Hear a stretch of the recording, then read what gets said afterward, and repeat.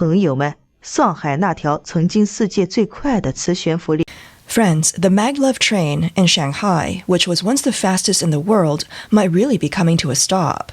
Recently, I heard some news that left me feeling uneasy. The Maglev at Pudong Airport is facing a deadlock. The train is old, the parts are broken, and most importantly, there's nowhere to fix it. All its core technology came from Germany, and now the manufacturer no longer supports this model. It's like when a phone brand goes out of business. If it breaks, where do you find the parts? It's said that it might not make it until 2029. After it stops running, the tracks near the airport will be removed and repurposed for the subway, while the remaining sections will be too difficult to dismantle and might just be left there forever. This is a sad end to the Shanghai Maglev. On December 31st, 2002, it became the world's first commercial high-speed maglev line, carrying the glory of new Shanghai speed. However, after 20 years, it didn't spread as expected. Instead, it's been stuck in a deadlock due to continuous losses, aging tracks, and being choked by technology issues. Looking at social media, many passengers have shared videos and posts painting a real picture of the Maglev's operations. It shakes a lot, has few passengers, and offers poor value for money. One netizen complained, "The Shanghai Maglev is fast, but why does it shake more than the high-speed rail? Isn't it supposed to be smoother?" Another user on Bilibili pointed out that the line, which has been running for over 20 years, has slowed due to aging tracks and significant vibrations. An expert explained that this is due to the sinking of Shanghai's soft soil, which affects the track's millimeter-level precision. One netizen commented, "Luckily, it didn't replace the high-speed rail. The problem now is, if the high-speed rail has a breakdown or can't run in bad weather, the diesel locomotive can still operate, so the whole line won't be paralyzed. But if the maglev breaks down, the whole line shuts down." In addition to the poor riding experience, nearly every post mentions a common phenomenon. The cabins are nearly empty. 挑战上海磁悬浮，7分钟，浦东机场到龙。 Challenging the Shanghai Maglev, 7 minutes from Pudong Airport to Longyang Road Metro Station. It's spacious and bright, but not many people are riding. Why does it look blurry outside? My head is spinning. 300 kilometers per hour, this feeling of being pushed back. I've arrived, but my soul hasn't caught up yet. The maglev is great, but next time I won't ride it. The one-way fare is 50 yuan, and a round trip costs 80 yuan, just for a 7 or 8 minute high-speed ride.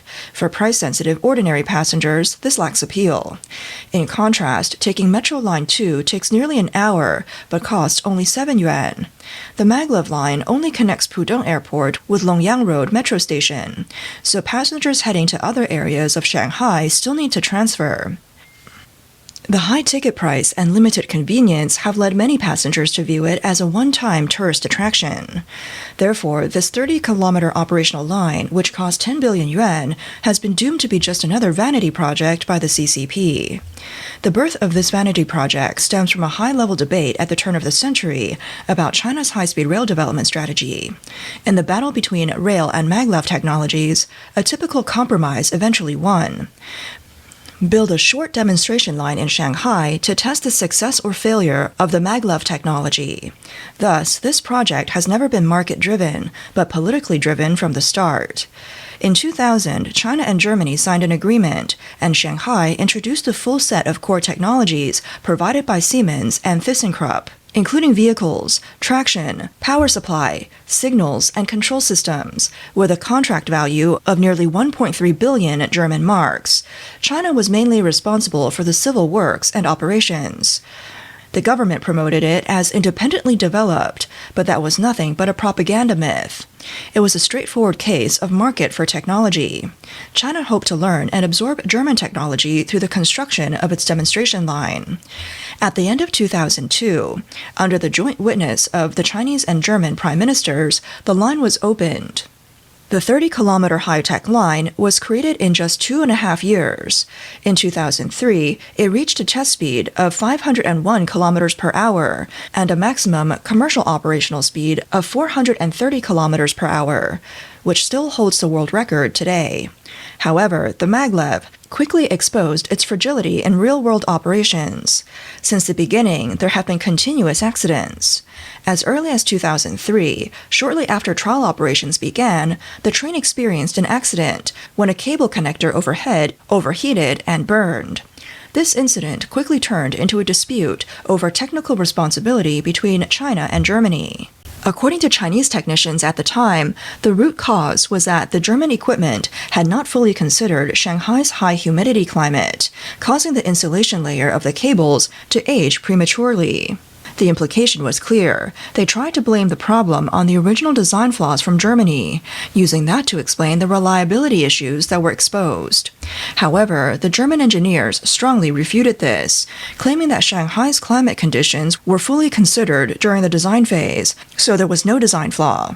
The German side argued that during the trial operations, China had pursued high speed and high frequency for performance, causing the train's operational intensity to exceed the initial break-in standards set in the design.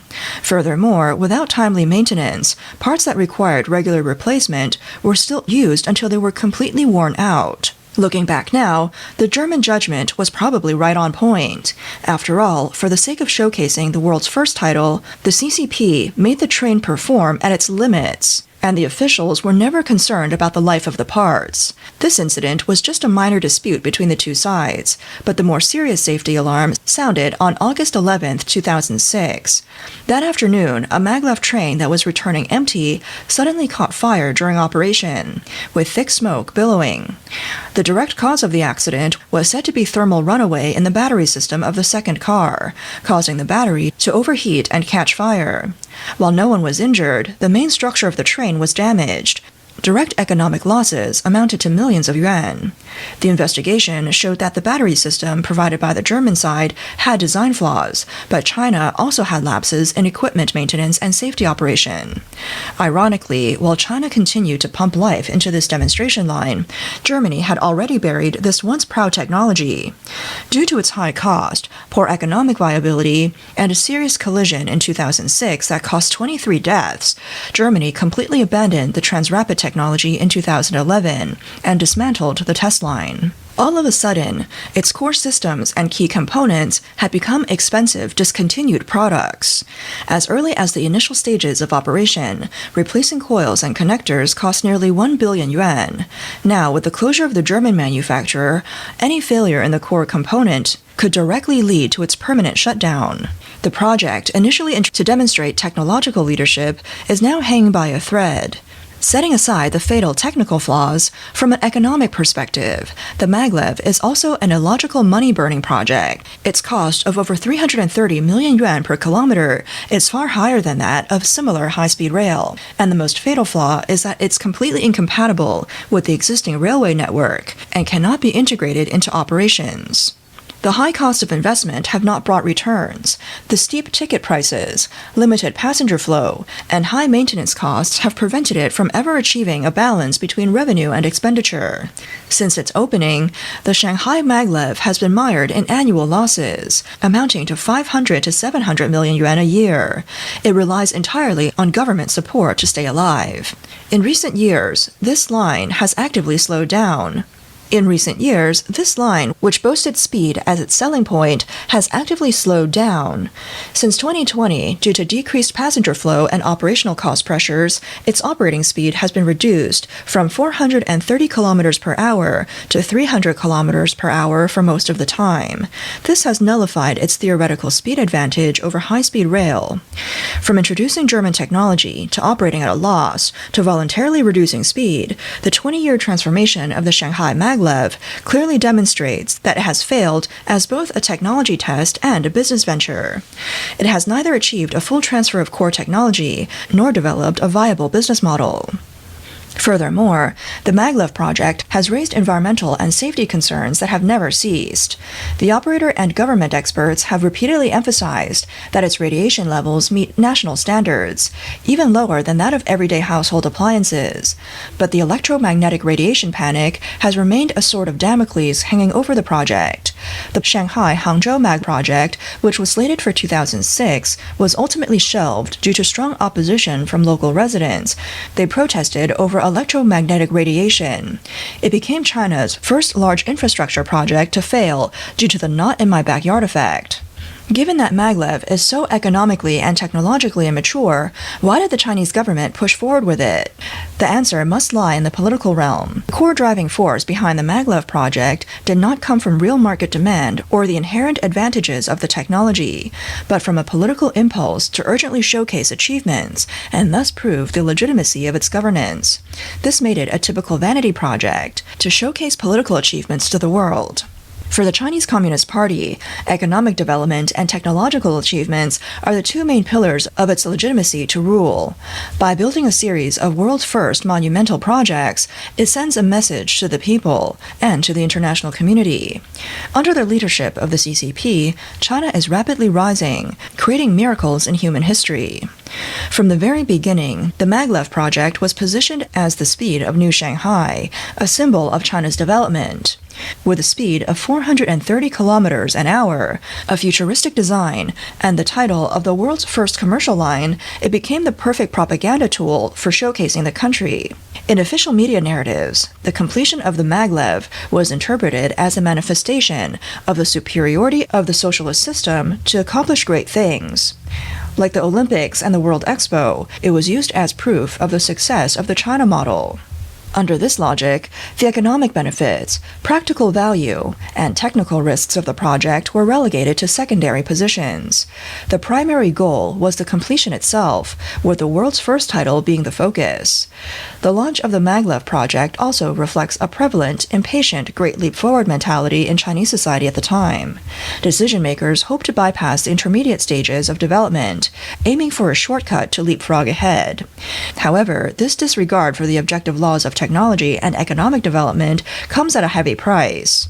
Technology can't be achieved overnight. Mastering core technology requires long-term foundational research, industry accumulation, and talent cultivation.